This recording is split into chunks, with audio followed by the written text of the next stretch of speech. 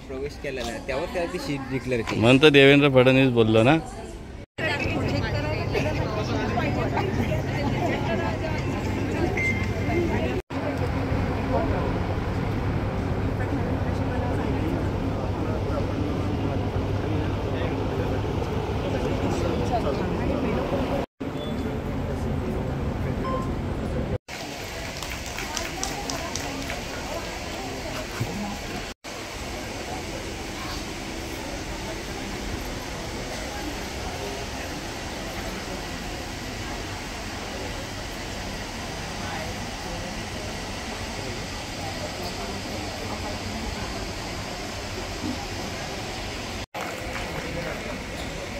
त्याचप्रमाणे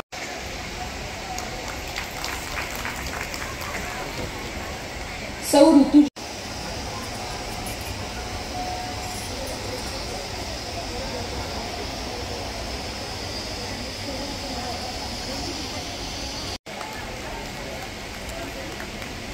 त्याचप्रमाणे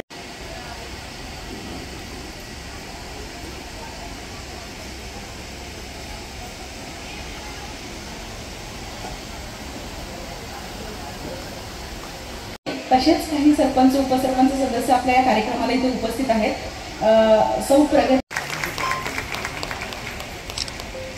खास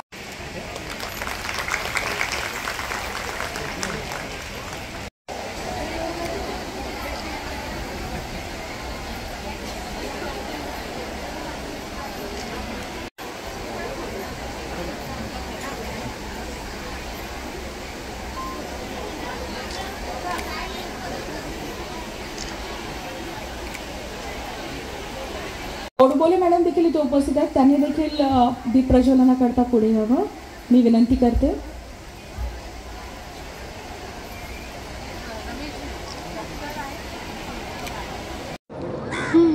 आज रिलायन्स नागोठणे या ठिकाणी महिलांसाठी आरोग्य शिबिर आहे, हळदी कुंकू आहे, आपण प्रमुख पाहुणे म्हणून उपस्थित होतात। काय सांगाल, महिलांना काय संदेश द्याल? रिलायन्सच्या माध्यमातून त्यांचं CSR फंड असेल, त्यांची पूर्ण टीम असेल, हे नेहमीच या परिसरामध्ये वेगवेगळे नाविन्यपूर्ण आणि लोकोपयोगी उपक्रम हे राबवत असतात। जिल्हा परिषदच्या शाळांमध्ये असो, प्राथमिक आरोग्य केंद्रांमध्ये असो, इथल्या गावांमधल्या अंतर्गत सुविधा असो, यामध्ये नेहमीच त्यांचा पुढाकार असतो। आज त्यांच्या पुढाकारातून त्यांच्या CSR टीमने या ठिकाणी महिलांसाठी त्यांच्या या क्षेत्रामध्ये येणाऱ्या जवळपास 10 ते 15 गावांसाठी महिलांसाठी एक आरोग्य शिबिर आयोजित केलेलं आहे। याच्यामध्ये प्राथमिक तपासणीसहित ॲडव्हान्स इक्विपमेंट्स त्यांनी वापरण्यात आलेले आहेत आणि त्यातून निश्चितपणाने या आरोग्य शिबिरातून महिलांना लाभ होणार आहे।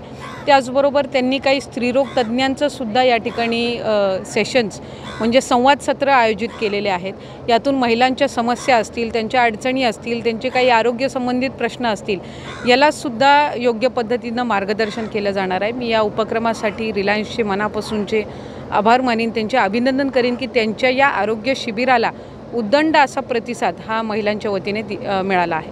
काही महिला आणि बाल विकास खातं अतिशय महत्त्वाचं खातं आपल्याकडे आहे।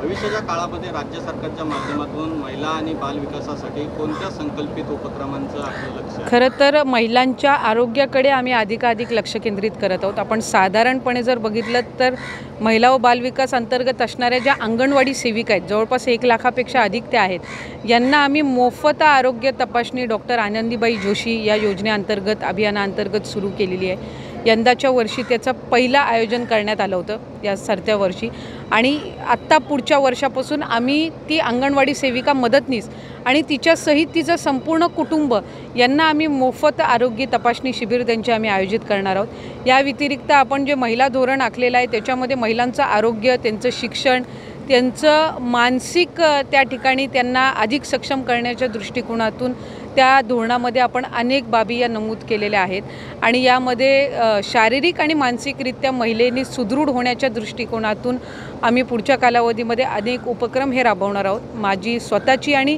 राज्य शासनाची भूमिका आहे की एखादी महिला आर्थिकरित्या सक्षम होणं जितकं गरजेचं आहे तितकं ती शारीरिक आणि मानसिकरित्या सुदृढ होणं सुद्धा तितकंच महत्त्वाचं आहे आणि त्या दृष्टिकोनातून आम्ही विभागाच्या वतीने पुढच्या कालावधीमध्ये अनेक जी वेगवेगळ्या योजना आहेत या माध्यमातून लक्ष केंद्रित करणार आहोत। काही रायगड लोकसभा मतदारसंघाविषयी जनतेच्या मनामध्ये ज्या पद्धतीनं संभ्रम आहे तसा महायुतीतील घटक पक्षामध्ये देखील संभ्रम आहे. एका बाजूला देवेंद्र